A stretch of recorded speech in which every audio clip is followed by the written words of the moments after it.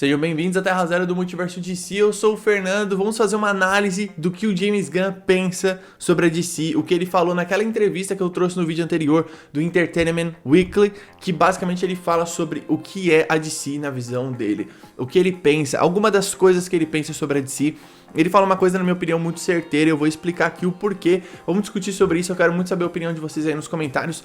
Trouxe isso no vídeo anterior. Falei sobre o que ele achava, só que eu não fiz uma análise sobre isso. Acho que vale um vídeo para falar sobre isso, sobre o que ele pensa da editora DC. É importante saber o que o co-CEO pensa da editora no geral, não é só o cara ir lá e fazer um monte de filme. E como que é a visão dele nos quadrinhos, que é a fonte e toda a mídia principal ali dos super-heróis aqui da DC que a gente tanto gosta. Vamos falar sobre tudo isso aqui nesse vídeo. Todos os dias aqui tem 2 vídeos, um às 6 horas e um entre as 7 e as 8 da noite. Siga aí nas redes sociais, @TerraZeroDC, Instagram e TikTok. Faço vídeos lá diferente dos vídeos daqui. Eu vou voltar a fazer vídeo lá, beleza? Tô arrumando algumas coisas aqui, enfim. Vamos falar sobre o que o James Gunn pensa da DC, o que ele falou sobre o que a visão dele sobre a DC, de uma forma geral, assim, mais resumida em termos de quadrinhos, pra gente ver o que isso pode ser aplicado aqui no DCU. Se liga só no que ele falou, as exatas palavras do James Gunn. O que eu sempre adorei na DC Comics foi que você tinha seus quadrinhos convencionais que sempre rodavam, mas eles também tinham quadrinhos com tons diferentes, como Watchmen, Cavaleiro das Trevas e Superman Grandes Astros. Era diferente da sua concorrência nesse sentido. Isso é algo que eu realmente quero manter dentro do estúdio, que cada projeto trará uma visão diferente dos artistas que o estão criando. A DC, ela sempre teve a sua cronologia, teve grandes histórias, enfim. Aonde a DC mais se destacou? As histórias isoladas, os Elseworlds. Você pega os Elseworlds da DC, eles são os melhores quadrinhos da DC. Alguns deles, a grande parte deles, são alguns dos maiores quadrinhos já feitos. Watchmen, V de Vingança, Cavaleiro das Trevas, assim vai indo. Vários outros, certo? Tem bastante coisa legal. O Superman em Grandes Astros, quando ele fala, ele é um dos melhores quadrinhos que a DC já fez. Ele, pra mim, é o melhor quadrinho do Superman, inclusive. Pode ser que você prefira, talvez, o 4 Estações, o que aconteceu com o Homem de Aço do Alan Moore e vários outros. Mas pra mim, esse é o melhor quadrinho, porque ele é o quadrinho mais despirocado do Superman. Ele mostra um monte de coisa foda. Ele, tipo, faz um monte de parada da hora e tudo numa história fechada, certo? Ele traz um grande escritor, que é o Grant Morrison, pra ele fazer o Superman que ele quer fazer. Então, quando você tem essas histórias isoladas, elas têm uma liberdade criativa no qual poucos diretores nos cinemas, com a franquia de si, tiveram.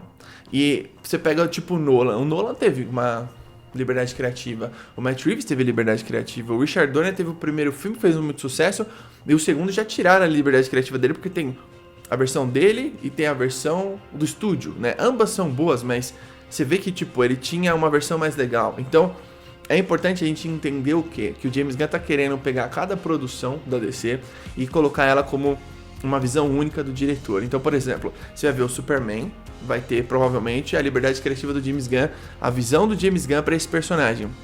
Depois, o Greg Gillespie, o diretor de Supergirl, Woman of Tomorrow, ele deve dar a sua visão para essa adaptação do quadrinho. Eu acredito que Supergirl não é uma coisa que você vai ter tanta liberdade criativa, porque você tem meio que uma base do que é a história dela, determinado pelo quadrinho do Tom King e da Brooke Everly. Mas o Superman talvez tenha um pouco mais de liberdade, talvez o The Brave and the Bold tenha um pouco mais de liberdade, talvez o Authority. Então, essas produções, embora elas estejam no mesmo universo, conectadas, cada uma tem que funcionar da sua maneira. É uma tarefa difícil?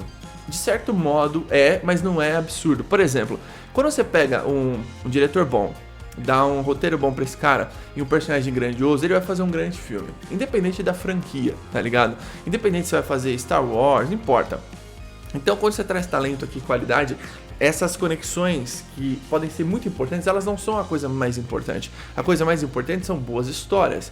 Sem boas histórias, as conexões não funcionam. Não adianta você fazer um puta filme foda do Batman e conectar ele num filme ruim do, sei lá, de outro personagem. Ou fazer um filme ruim que tem uma conexão muito direta com o filme do Superman que é bom. Ou filme ruim conectando com o filme ruim. Não adianta, certo? Quando você conecta, existem maneiras e maneiras de você fazer isso. Existe você citar alguma coisa, existe um acontecimento que aconteceu aqui, aconteceu com outro herói também. Não é só cena pós-crédito igual muitos estão acostumados a ver nos últimos mais de 10 anos, não é mesmo? A própria DC fez um monte de cena pós-crédito que não levou a lugar nenhum. Eu acho que não é esse o intuito do DC Studios. Acho que o DC Studios quer pegar o formato Elseworld e trazer pro DCU. Cada diretor e cada diretora ter a sua visão e a sua liberdade criativa para dar o tom pro personagem ou pra personagem. E aí você consegue extrair ao máximo uma coisa diferente da outra, porque os personagens eles vão ser diferentes, a abordagem dos filmes vão ser diferentes, mas isso tudo tá dentro do universo compartilhado. O MCU não faz isso. Se tiver 5 filmes no MCU que são fora da fórmula, algo do tipo, é muita coisa, porque lá eles determinaram uma maneira de trabalho. E tudo bem, cada um tem um gosto, você vai gostar daquilo ou não vai, mas eles determinaram uma maneira de trabalho e que eles fizeram muito dinheiro com isso. A DC sempre se destacou nesse quesito de trazer escritores e dar liberdade pra eles. Você pega a invasão inglesa da Vertigo, né? Muito cara bom chegando pra fazer coisas que foram marco pra editora até hoje, né? Então você tem a Karen Berg gerenciando tudo aquilo. Se o James Gunn for tipo uma Karen Berg da DC, lógico que ele vai dirigir também, e pegar talentos e falar assim, olha, faz esse filme, faz aquele filme, James Mangold faz o Monstro do Pântano. Você não precisa conectar as coisas diretamente o tempo todo, você precisa conectar com o universo DC. Então o que vai acontecer na série dos Lanternas Verdes é uma coisa que foi determinada em algum outro filme anterior, ou eles vão começar a determinar essa parada na série dos Lanternas Verdes e vai se passar por outras produções. Não é tudo que vai ter conexões diretas, provavelmente. O Creature Commands deve ter um monte de easter egg, por exemplo. É uma animação aí que ela é só um começo de tudo, como a gente sempre fala, mas é uma coisa que pode ter várias citações, pode ter várias dicas, né? O James Gunn fala que tem algumas dicas. Quando ele fala isso, né, e ele compara com a concorrência da DC, a concorrência da DC sempre soube se vender melhor, isso é uma grande verdade. Sempre venderam mais quadrinhos nos anos 80 pra cá, digamos assim. Então, tipo, eles conseguem transformar a marca deles numa parada mais apalatável pelas pessoas, eles conseguem vender muito mais fácil. Muita gente fala que é porque só o Batman é mais fácil de vender, a Diana não é tão fácil de vender, o Superman não é tão fácil de vender. Eu acho que isso é coisa de empresa. Isso é coisa de... Existem empresas que vendem melhor do que as outras. Não significa que o seu produto é melhor. E quando você pega cada produção para funcionar de uma determinada maneira no universo compartilhado, você está dando a chance de cada diretor, cada diretora, cada personagem ter o seu espaço. Porque quando você cria uma fórmula, você vai simplesmente condensar tudo no mesmo... colocar tudo debaixo de uma mesma parada, do mesmo guarda-chuva, e você vai criar uma coisa que está sendo replicada para todos os outros. Então, quando você tem, tipo o Monstro do Pântano, o James Mangold, algum de vocês falou que ele não gosta muito de universo compartilhado, super-herói. O James Gunn vendeu pra ele uma ideia, tipo, isso aqui é um universo compartilhado, você vai estar dentro desse universo. Você pode fazer o seu filme. E o James Gunn, no anúncio, ele conta. O Monstro do Pântano é uma parada mais afastada do que essas outras produções. Algumas produções, elas são mais óbvias e mais diretas de você imaginar que, ó, eles vão citar isso aqui, porque o grande público precisa entender que esse Superman vive no mesmo universo daquele Batman com aquele Robin. Então tem coisas que são mais óbvias pra você trazer pra esse mundo novo da DC. O que eu mais gostei é que ele trouxe o exemplo dos Elseworlds da DC. Toda vez que a DC nos quadrinhos fez uma parada fora da curva, dificilmente ela foi superada.